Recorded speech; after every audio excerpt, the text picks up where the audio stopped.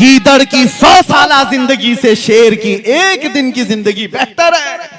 जीना है तो हक बात करके जियो, जब मरकर दुनिया से जाना ही है तो चापलूसी करके मत जियो। याद रखना, तलवे चाटने वालों की तारीख नहीं लिखी जाती, बातिल से टकराने वालों की तारीख लिखी जाती है। आप अल्लाह तबारक व तआला ने खैर उम्मत बनाया है, तो उलमा के लिए मैंने ये बात कही, किसी के दबाव में आकर के अपने दीन को दबाने की जरूरत नहीं। जो हक बात है वो हक बात का ऐलान करो। अगर कोई जुआरी है तो उसको नसीहत करो, कोई शराबी है तो उसको नसीहत करो। ये मत देखो कि वो कितना पावरफुल है, कितना बड़ा सरदार है, कितने पैसे वाला है। ये मत देखो मस्जिद का सदर बड्डी का धंधा करता है, इसलिए जुम्मा में कभी मैं बड्डी पे बयान नहीं करूंगा, सूद पे बयान नहीं करूंगा। अरे ठोकर मारो, ज्यादा से ज्यादा सदर क्या करेगा, नौकरी से निकालेगा। इमाम साहब जाओ, इमाम साहब से मैं कहता हूं ये एक दरवाजा बंद कर सकता है, मेरा रहमान 70 दरवाजे और खोलेगा। हक बात के लिए, अपनी रोजी और अपनी रोटी के लिए किसी के तलवे छाटने की जरूरत नहीं। अल्लाह रज़्ज़ाक़ हकीकी है। दुनिया में थोड़ी सी तकलीफें आ सकती हैं, लेकिन मेरे अजीजों बुज़दिलों की तरह जी करके यहां से जाओगे तो हमेशा बदनाम रहोगे, हमेशा बदनाम, दुनिया में भी और आखिरत में अल्लाह के यहां पकड़ होगी। और कौम से अब मैं कहता हूं, आप भी, मुझे ये बड़ा दुख होता है। आज ही अपने कुछ हजरात ने मुझसे कहा, इमाम साहब जब मोहल्ले में कोई बुराई देखते हैं तो उसको बयान कर डालते हैं। आधा मोहल्ला तो उनका मुखालिफ हो बैठा है कि कमेटी बदलेगी तो सबसे पहले मौलाना को निकालेंगे। क्यों निकालेंगे? इसलिए कि वो तुमको कहता है, मियां अगर कोई डॉक्टर तुमसे कहे कि तुझे सर्दी हो गई, तुझे बुखार हो गया, तेरे पेट में गैस हो गई, तो क्या डॉक्टर को थप्पड़ मारोगे? डॉक्टर से क्या कहोगे? हाँ ठीक है साहब, हुई तो है बीमारी, इलाज आप कर दो। यही बात एक आलिम दीन से क्यों नहीं कहते? अगर वो कहे कि तेरे अंदर ये बुराई है, तो आप ये ना कहें कि मौलाना ये गलत है, मैं दूसरे मौलाना को पकड़ूंगा। ये कौम ने खेल रचा रखा है, तलाक दे दिया बीवी को और ढूंढ रहा है कोई हलाल करने वाला मौलाना मिले, कोई ऐसा मौलाना मिले, पैसे लेकर के घूम रहा है, लिफाफे लेकर। मुफ्ती साहब ने कह दिया नहीं तलाक हो ही गई है, तो कहा ये पूरे मुफ्ती नहीं, दूसरे को ढूंढता हूं, दूसरी जमात के भी ऐसे कुछ मौजूद होंगे। अब तो कुत्ता कह सकता हूं, हड्डियों पर पलने वाला, जो किसी के माल पर अपना मसला बदलता हो। मेरे अजीजों, कौम ऐसों को ढूंढ रही होती है कि वहां जाए तो हमारा मसला हल हो जाए, हमें हलाल करके दे देंगे। तुम पूरी शरीयत को अपने पैसों से खरीदने की बात कर रहे हो, मेरे मुस्तफा की शरीयत को माल से बदलने की बात कर रहे हो। आगाह हो जाओ मेरे अजीजों, अल्लाह का अजाब करीब है और मौत के बाद क्या हिसाब दोगे? अगर तुम्हारे पास बात आ गई कि तुमने गलत किया है, सर झुका लो। आपको पता है बारगाह मुस्तफा सल्लल्लाहु तआला अलैहि वसल्लम में एक सहाबी ऐसे आए, रो रहे थे। पूछा गया था क्या हुआ इनको? कहा उन्होंने कि मुझसे गलती हो गई, गुनाह हो गया, जिना हो गया। कौन बयान करेगा आज ये चीज? हुजूर ने अपना चेहरा फेर लिया, कहा जाओ तुम। वो गिर गए, कहा अगर आपने पाक नहीं किया तो फिर मैं किसके पास जाऊंगा? या रसूल अल्लाह, तुझसे जो मुंह छुपाऊं तो करूं किसके सामने? मेरे आका ने खड़ा करके पूछा, होश में बोल रहे हो? नशे में तो नहीं, गुस्से में या मदहोशी में तो नहीं? उन्होंने 3 बार इकरार किया। हुजूर ने पूछा तुम्हें पता है इसकी सजा क्या है? पत्थरों से मार करके सजा हिलाक कर दिया जाएगा, रजम, जिना पर इस्लाम में बड़ी सजा है। उन्होंने कहा हाँ मुझे पता है, फिर भी मैं कह रहा हूं। हुजूर ने हुक्म भी दिया सहाबा को ले जाओ इनको रजम करो। इकरार जुर्म किया है, सहाबा लेकर के भी गए जबल अनम पहाड़ी के पास और उनको पत्थरों से हिलाक भी कर दिया गया। वो इंतकाल कर गए। मेरे अजीजों, ये वो लोग थे जो अपनी आखिरत से डरते थे। उन्हें पता था इस्लाम दुनिया में ज्यादा से ज्यादा मौत तक की सजा हो जाएगी, लेकिन आखिरत की सजा कौन बर्दाश्त करेगा? वहां तो मौत है ही नहीं, वहां मौत है ही नहीं आखिरत में। जिसको सजा दी जाएगी वो कंटिन्यू हो जाएगी, इसलिए आखिरत की सजा से डरते थे। और जब कभी उनको कोई उनकी कमी बताता था तो फौरन तौबा कर लेते थे। आज हमें भी चाहिए मेरे अजीज कौम से मैं कह रहा हूं, अगर उलमा तुम्हारी किसी चीज की तरफ इशारा करें, खास तौर पर बड़ी बुराइयों में मुब्तला लोग, तो नाक भौं सकेड़ने की जरूरत नहीं, सर झुका लो। मेरा दीन यही है जो तुम्हें पाक और साफ करके अल्लाह की बारगाह में लाना चाहता है। जितने नौजवानों को उनके बुरे करतूत पर बयान किया जाता है तो वो बिफर जाते हैं। मौलाना लोगों का धंधा ही है, इनका काम ही है। उन्होंने क्या तुम्हारा जीना तुम्हारा मरना सब कुछ खरीद रखा है? कुछ नहीं है। बस उम्मत मुस्तफा होने का हमारा और आपका एक मुश्तरका दर्द है। आज उसी दर्द के साथ मैं आता हूं बयान करने के लिए। कई जगहों पर जिस इलाके में गया, लोगों ने कहा मुसलमानों के मोहल्ले में नशा बहुत ज्यादा हो गया है, बेचते भी यही हैं, करते भी यही हैं, पीते भी यही हैं, पिलाते भी यही हैं। उन हाथों में नशा आ गया जिन हाथों में मेरे मुस्तफा ने कुरान पकड़ाया था। उन हाथों में आज नशा आया है जिन हाथों ने कैसर और किसरा को घुटने टेकने पर मजबूर कर दिया था। आज ये कौम इस कदर तितर बितर कैसी हो गई। मुझे दर्द इस बात का होता है कि नबी आखिरुज़्ज़मान सल्लल्लाहु अलैहि वसल्लम का हाल ये था।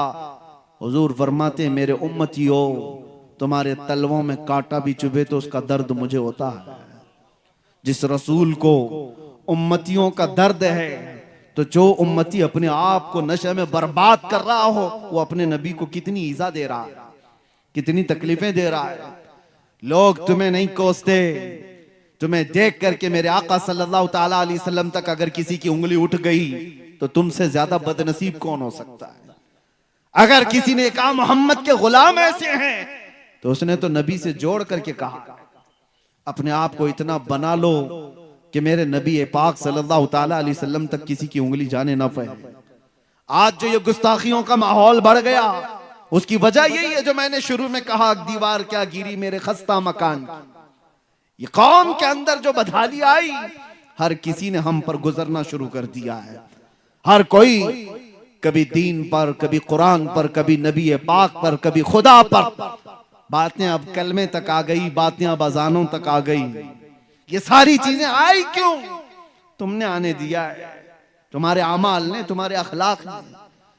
उठो वो गर न हश्र न होगा फिर कभी, दौड़ो के जमाना चाल अपनी चल गया।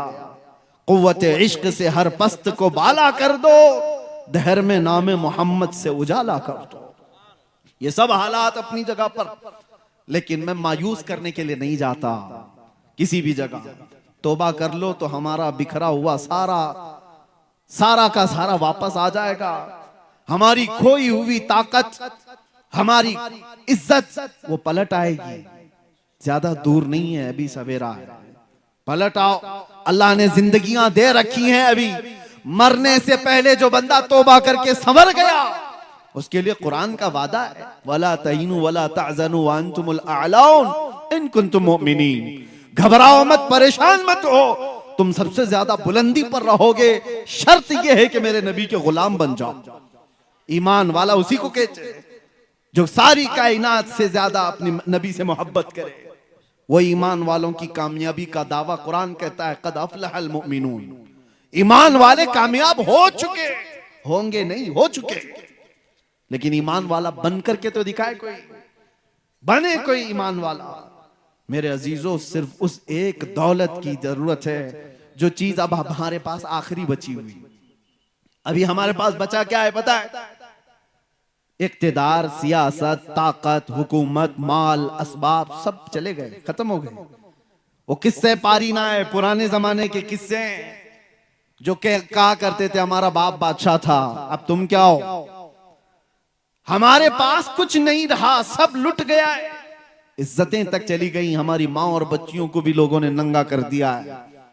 बचा क्या है? अखलाक, हया, सब खत्म कर दिया गया। लेकिन इन सब चीजों के लुट जाने के बाद भी मैंने महसूस किया है कि एक चीज बाकी है जो इन्हें अभी जिंदा रखी। आज भी अगर ये जिंदा कौम नहीं होती तो 24 घंटे मीडिया इन पर भौंक क्यों रही होती? क्यों निशाने पर रखी हुई है? कुछ बात तो है ना, कोई बात तो है जो तुम्हें जिंदा रखी है दूसरी कौमों के नजर में। वो कौन सी बात है? वो तुम्हारे चेहरे, तुम्हारी टोपियां, तुम्हारे कपड़े नहीं, तुम्हारे अंदर इश्क रसूल की जो आखिरी लौ बाकी है, ये तुम्हें जिंदा रखी हुई है।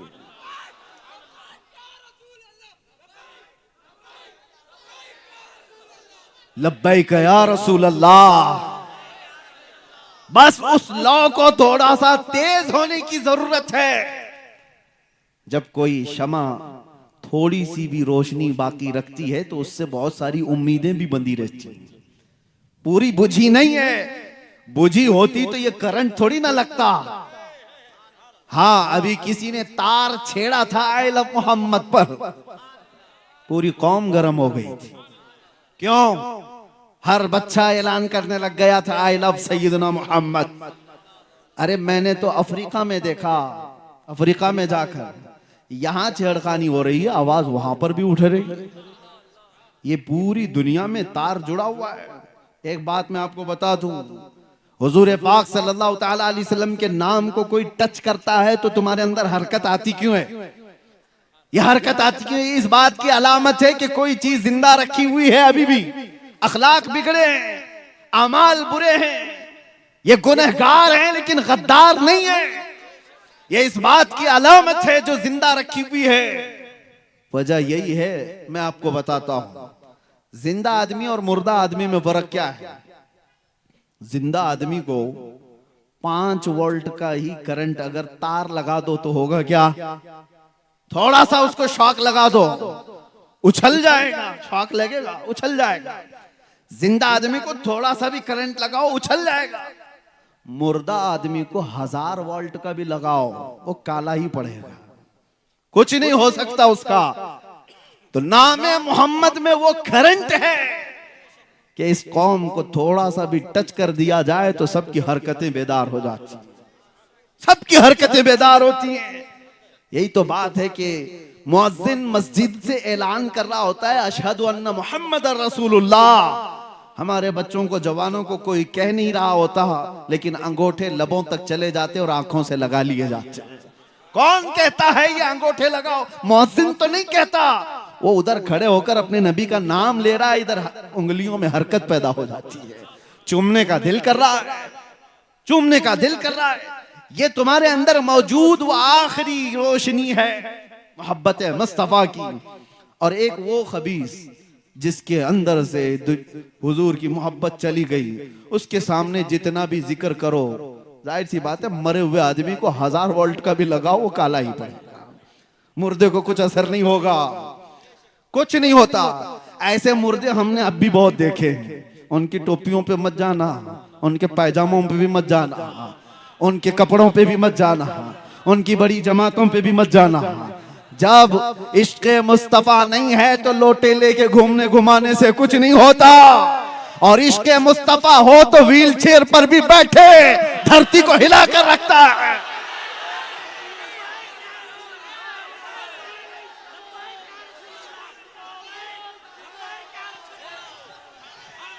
जिंदगी ये नहीं किसी की किसी के लिए, जिंदगी है नबी की नबी के लिए।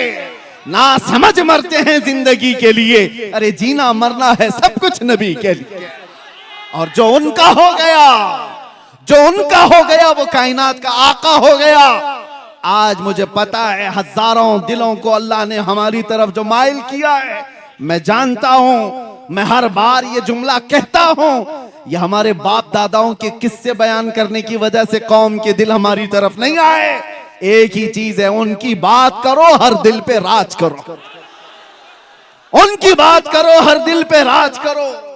हुजूर पाक सल्लल्लाहु ताला अलैहि वसल्लम की मोहब्बत अगर निकल गई है तो फिर वो चलता फिरता मुर्दा है, वो चलता फिरता मुर्दा है। अब नामे मोहम्मद से, इश्क मुस्तफा से, मोहब्बत मुस्तफा के बयान से कुछ नहीं होने वाला उसका।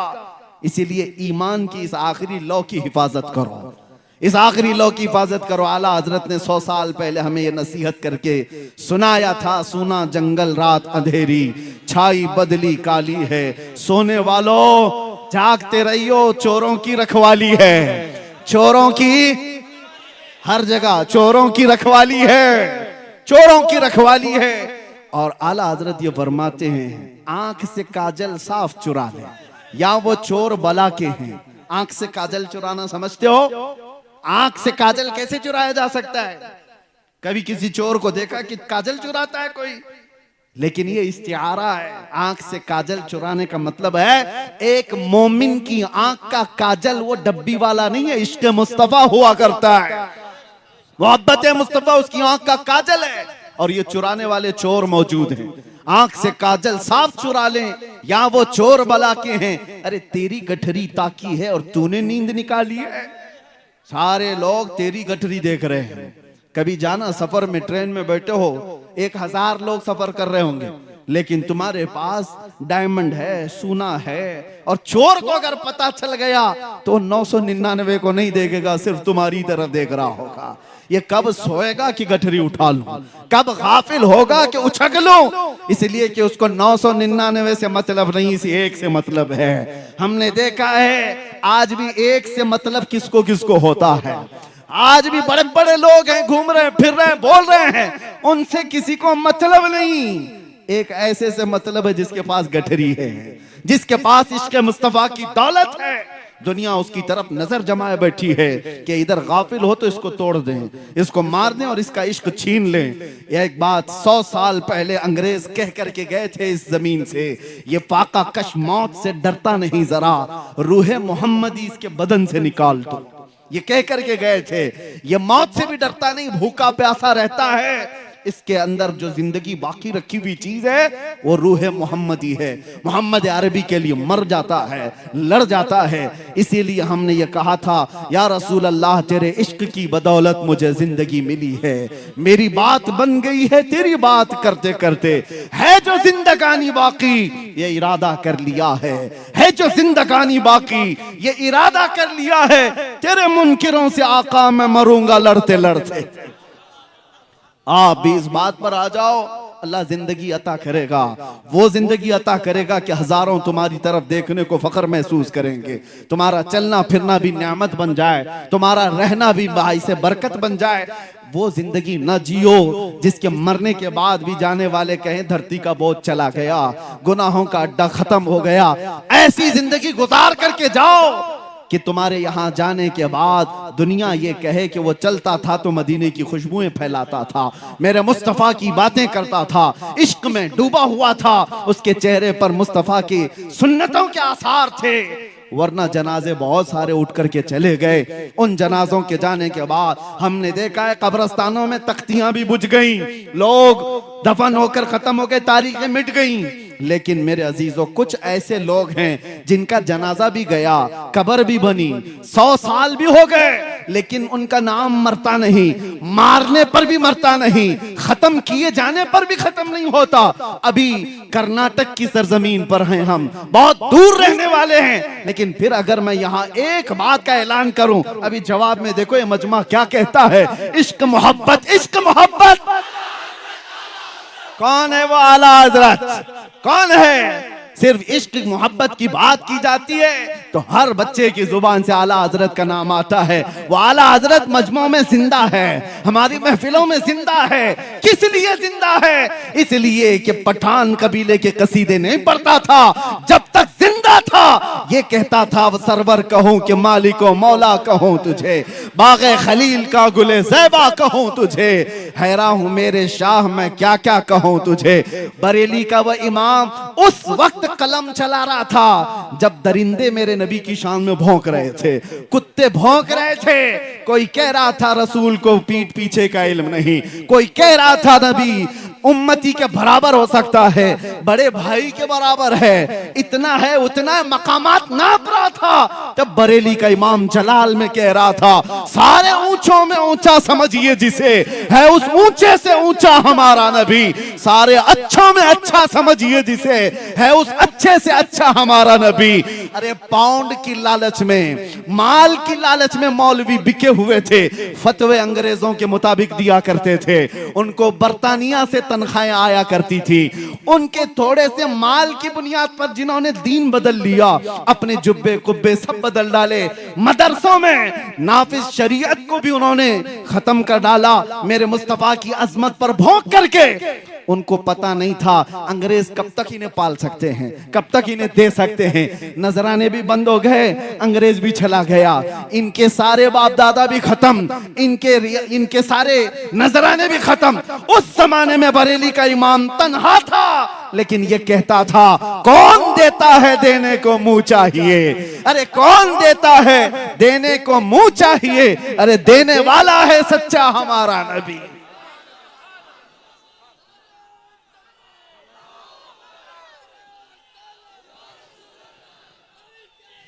बस तवज्जो, आपका ये मजमा सिरा वाले अल्हम्दुलिल्लाह आपने अपने इश्क और अपनी मोहब्बतों का इजहार किया है।